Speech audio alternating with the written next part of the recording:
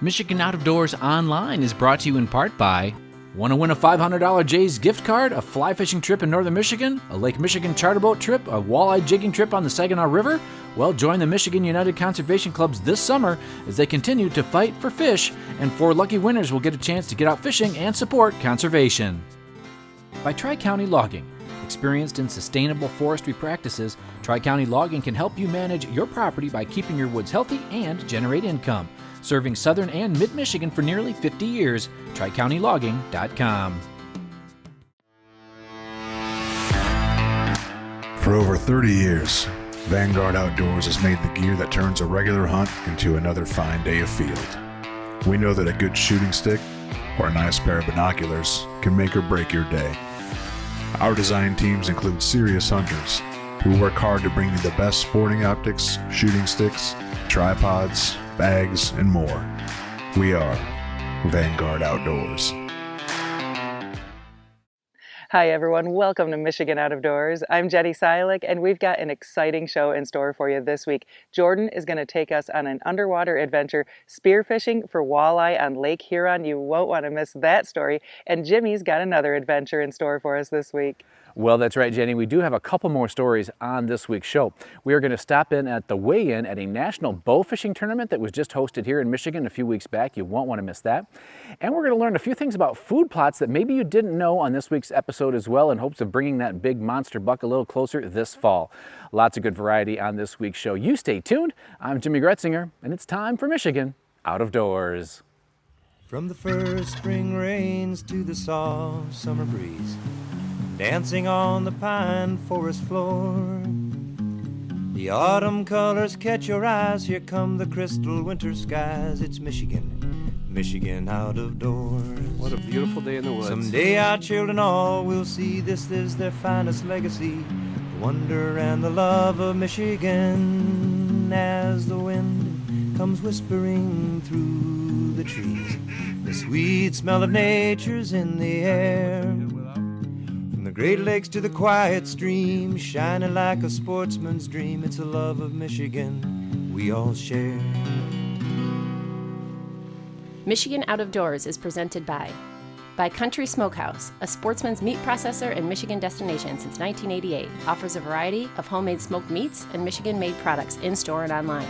The Country Smokehouse features an outdoor barbecue and bar. Details at countrysmokehouse.com. By Greenmark Equipment. Greenmark Equipment is a John Deere dealership network in southwest Michigan and northern Indiana. Greenmark provides sales and services to farmers, commercial businesses, large property owners, and homeowners. Information about pricing and products available can be found online at greenmarkequipment.com. By AnglerQuest Pontoons. AnglerQuest is a Michigan-based company building boats designed for comfort and fishing functionality. For more information, anglerquestpontoons.com. By Polar Craft Boats, offering riveted and welded boats for the outdoor enthusiast. Whether you're targeting fish or waterfowl, Polar Craft Boats have several models to choose from that keep you high and dry. For more information, polarcraft.com.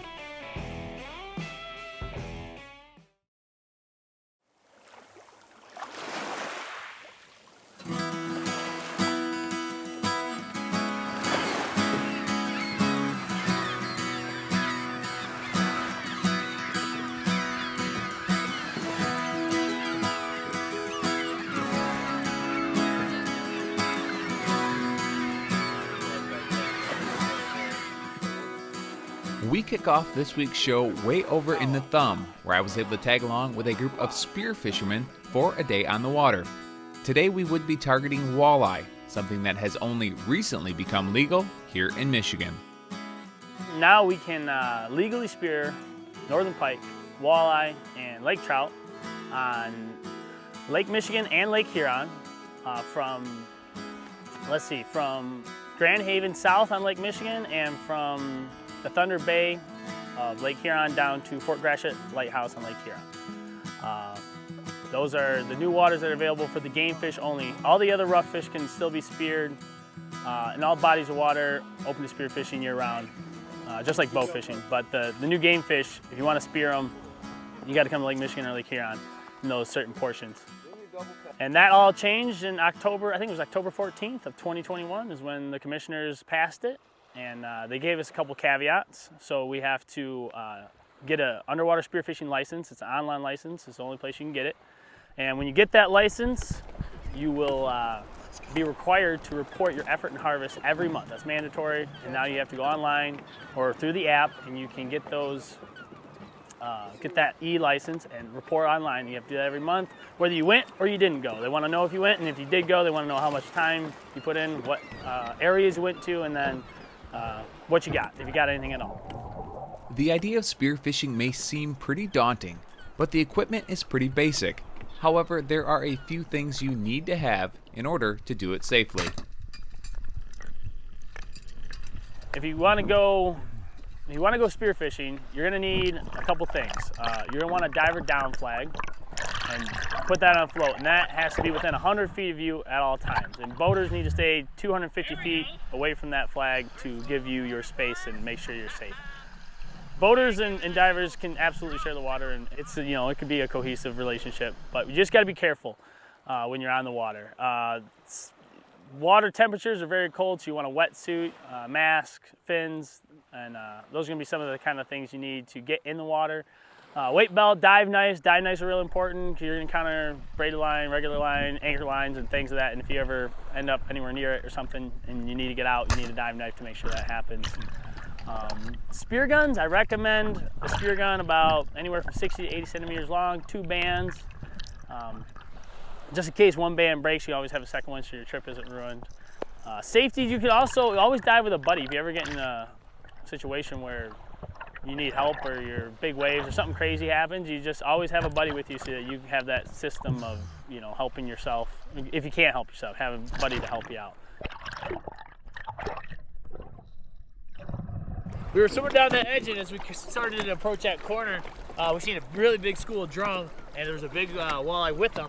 So I took a dive down, me and Riley did, and then I seen one, good size, like 22 inches, so I lined up, took that shot, dropped that one, and then I'm pretty sure Nate ran into a school right around that same corner. He got one, and then Riley picked off one. So I think we got some carp, drum, and 3 walleye or so. Oh, there's a lot of fish here.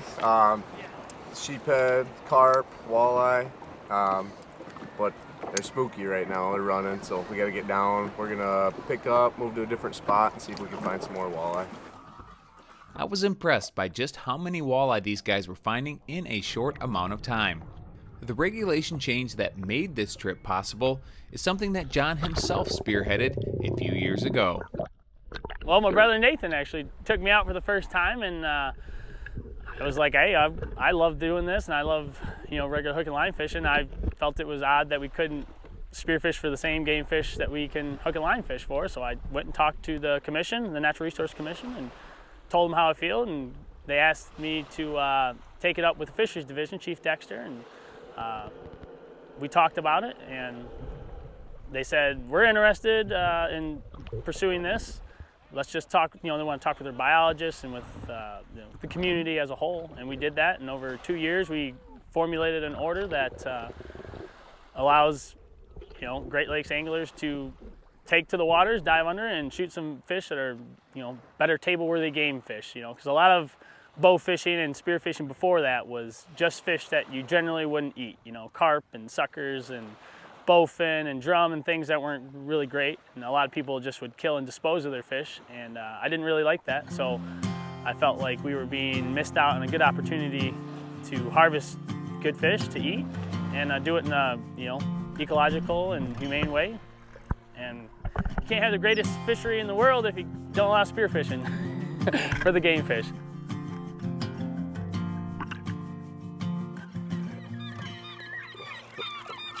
Nate and I were working along the drop off on the rock ledge, and we spotted a walleye and a sheephead. So these guys are a little spooky, so we dive down and sit there for a second. Calm down. He came in to check us out, gave me a nice shot. It's my personal best walleye right now with a spear gun.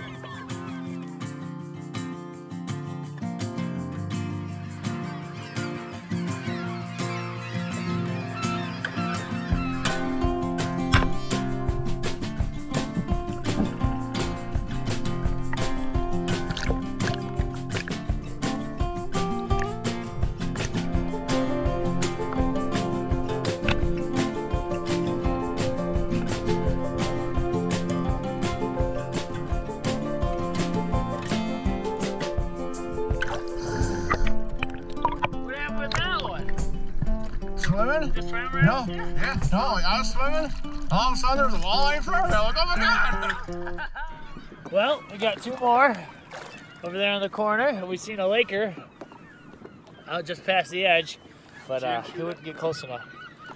That's the first time I've ever seen one of those. Riley, show me what you got, brother. He got one. It was just laying right on top of a rock. And we dove down, and the battery on this GoPro died, so he just bails on that. Takes his shot, and then we swim around. We chase that lake trout for a bit. We come back, and he takes another dive, and I see him stop, and he just kind of freezes. I'm like, what's he doing? And I see him shoot, and he comes out, and I'm like, oh, look at that. He's got a walleye at the end of it. I was like, oh, let's go. I think diving into the environment and actually getting to see the underwater world that these fish live in is by far the coolest thing. Getting to interact with them on a eye-to-eye level is super cool. And one thing I really like about spearfishing now over time is that when we go out to spearfish, we don't touch, harm, or handle any fish we don't intend to. So when I'm down there, I'm looking at fish, I pick a fish, and that's the one I want. There's no, dragon crawler harnesses along or crankbaits, and if I catch an undersized fish, if I snag him in the eye or, hit him in the gill or whatever, I don't have to just throw that fish back. I look and I evaluate each fish that I want to shoot. I take that fish and I don't hurt another fish while I'm doing it. And I think between the actually, getting to interact with them and being really selective and, actually getting to clean up lures and trash while you're out there, it's just generally a good thing. And I love being underwater and getting to see things and get cool video and stuff like that. We started off on the other side of the break wall. I think we shot 3 or 4 walleye over there. Stuff started getting scattered, spooky over there, so we relocated once. Came inside, a little calmer water, a little warmer. We shot one nice 6 or 7 pounder, a couple sheephead, a couple carp. And we John and Riley hit the drop off and they found 2 or 3 more walleye and had a shot at a lake trout. They were chasing it down, just couldn't close the deal on it, but chasing that one drew them into some more walleye. So it's been a good day so far. 27. Okay. Yeah. Man, she is chunky. Oh, that was a fat one. Yeah. We can get a couple more out there like that. 8 pounds? That's all 8 pounds. Yeah, that's an 8 pounder. 8? Okay, well, let's see. I bet you there's lead weights in the belly. Yeah. Way too fast. We ended the trip with about 10 walleyes total, and all enjoyed a beautiful day on Lake Huron. It's easy to see why these guys love this sport so much. If you'd like to learn more information about spearfishing, check out the Michigan Spearfishing Association on Facebook, which is where most of these guys met. Special thanks to John and the crew for letting me tag along on a fun day here in the Thumb.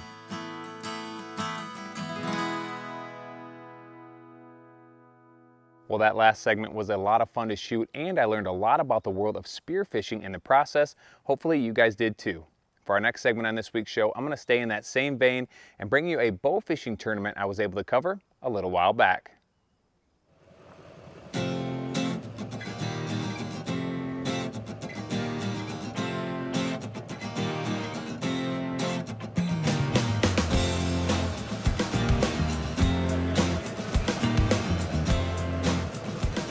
So we're at the Shiawassee County Fairgrounds.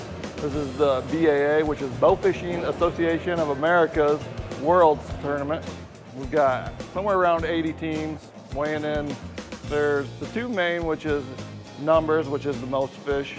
There's also Big 20, you weigh your 20 biggest fish. Then there's the side pots, which are the DNR added in $1,000 for the biggest grass carp, which I don't know if there's one here yet or not. There's the biggest buffalo sucker, biggest common carp, and biggest dogfish, biggest gar, I believe. This tournament is held in different locations around the country and changes every year. But it's no surprise that it ended up here, with Saginaw Bay being one of the premier bow fishing destinations in the Midwest. It's a great location for the anglers, but it's also good for the area. Different representatives from different states put in bids, and then it's voted on, and whoever gets the most votes, that's where it's put on in the United States. Saginaw Bay is, in my opinion, the mecca for bow fishing. It's perfect conditions, tons of shallow water, weeds that the carp can disappear in. We have a lot of common carp in there, good-sized common carp, a lot of dogfish, gar, goldfish, and people love to come out here, especially this time of year.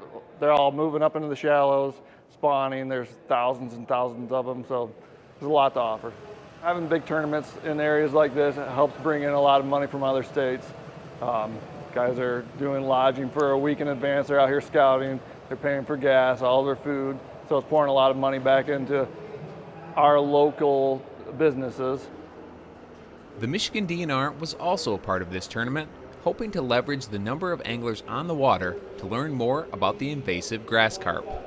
This is the weigh-in spot for the World Bow Fishing Tournament. The championships are here in Michigan this year.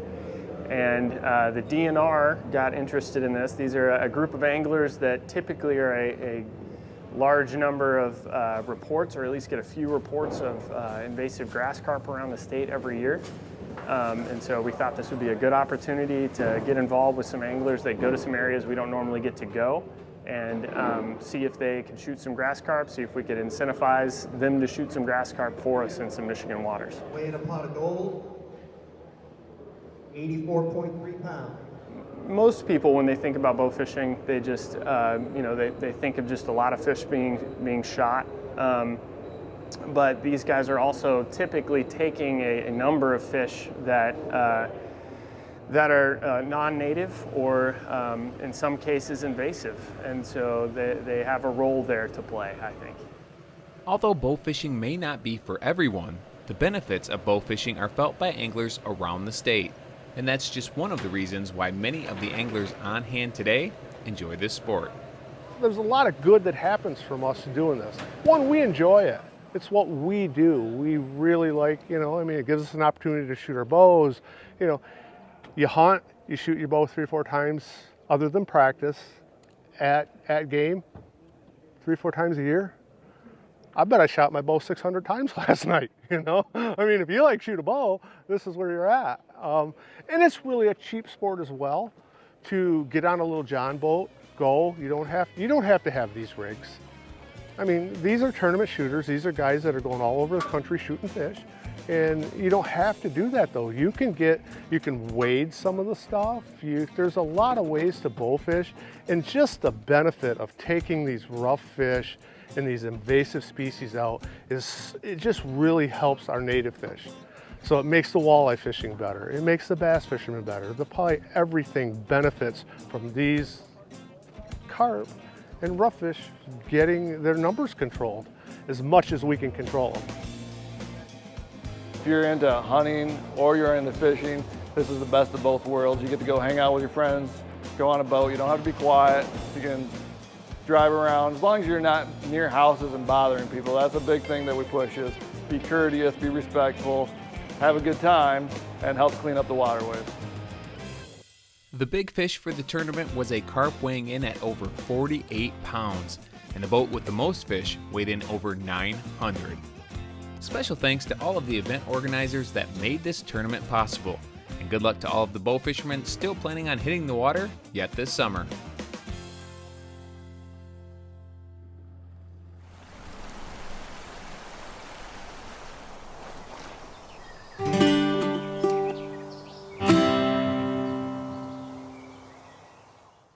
Well, when you start talking about deer hunting here in the state of Michigan, you get a lot of passionate opinions no matter what the topic is, but one topic that comes up quite often when you start talking about deer hunting is baiting and the baiting ban.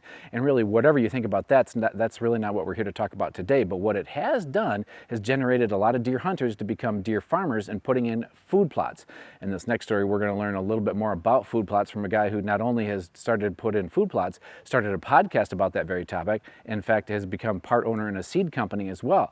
Thought we'd sit down with him and learn a little bit more about putting in food plots and some new twists and some new tactics on how to do that, maybe a little bit better, a little bit smarter.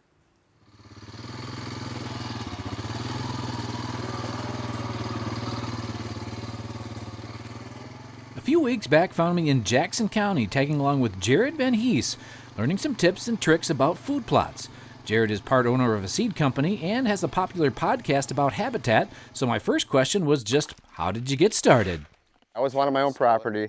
That was a big goal of mine. And then realizing once you had that, the improvements you could make to literally have better deer hunting and better wildlife habitat, they can be done. So I just got bit by the habitat bug and couldn't remember all the amount of information that's out there. There's so much information on it. So I started a podcast to interview people smarter than me and record it at the same time for selfish reasons so I could remember it, and then other people were in the same boat as me. So that's kind of how that got started. And then throughout that, there are food plots, there's timber work, there's all kinds of stuff we can do. And I've kind of transitioned my food plot strategy over time. One of the questions that comes up a lot on Jared's podcast is the common mistakes that he sees first-time food plot planners make.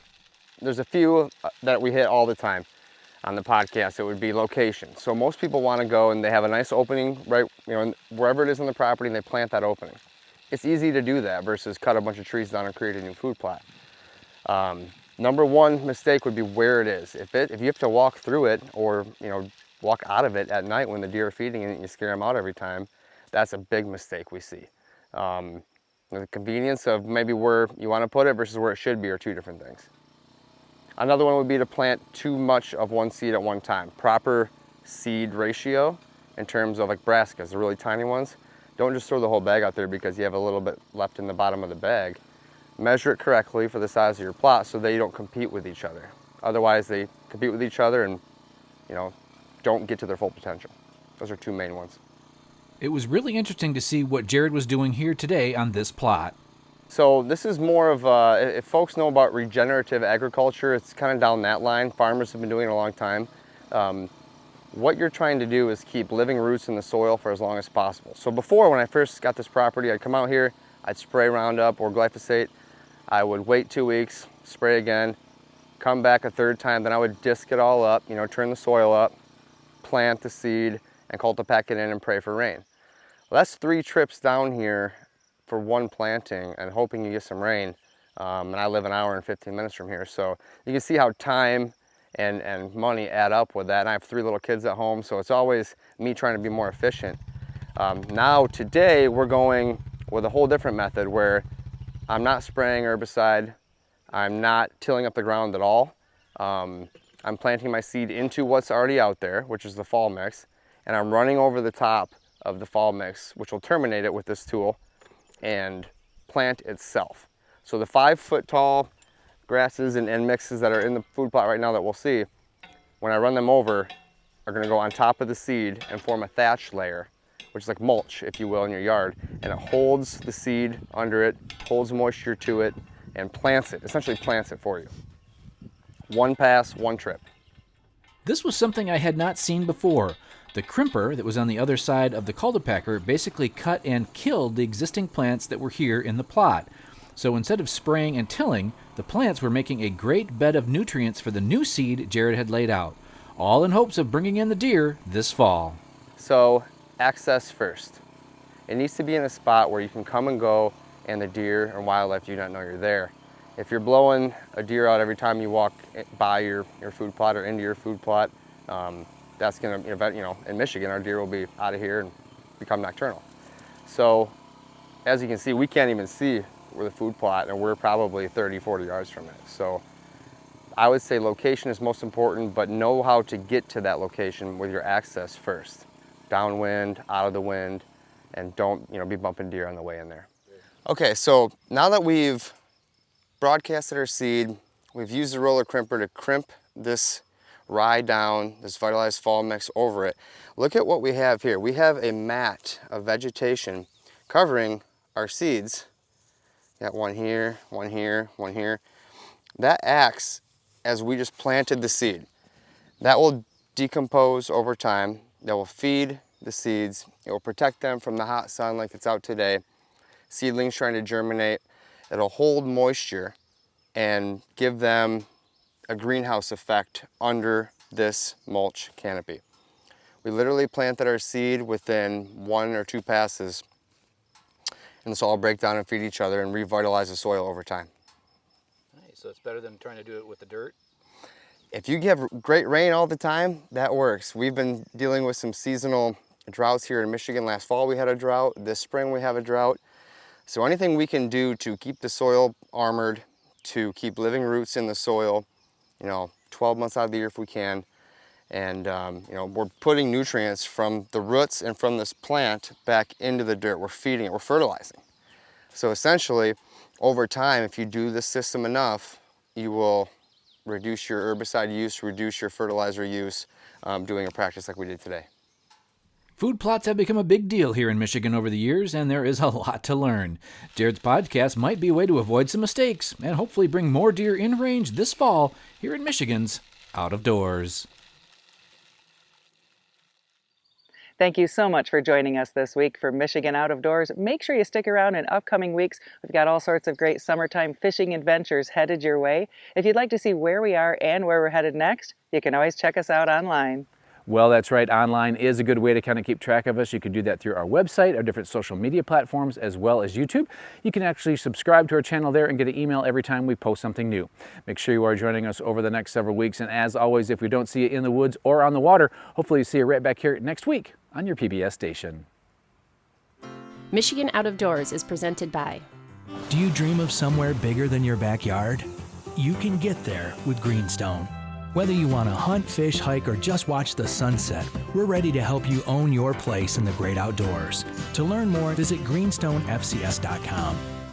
By Alta Equipment Company, providing sales, rentals, service, and parts because uptime matters. From earth moving to landscaping and light construction, Alta offers over 50 brands across 7 Michigan locations to serve you. More information online or 844-GO-2-ALTA. When I wander far away, a dream stays with me night and day. It's the road that leads to my home state.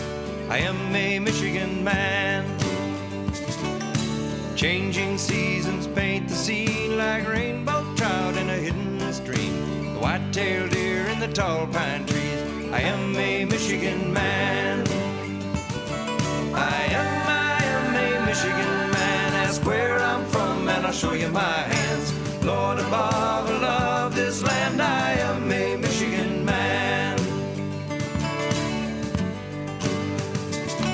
From the Keweenaw down to St. Joe, Kalamazoo, east to Monroe, to St. Marie and back again. I am a Michigan man.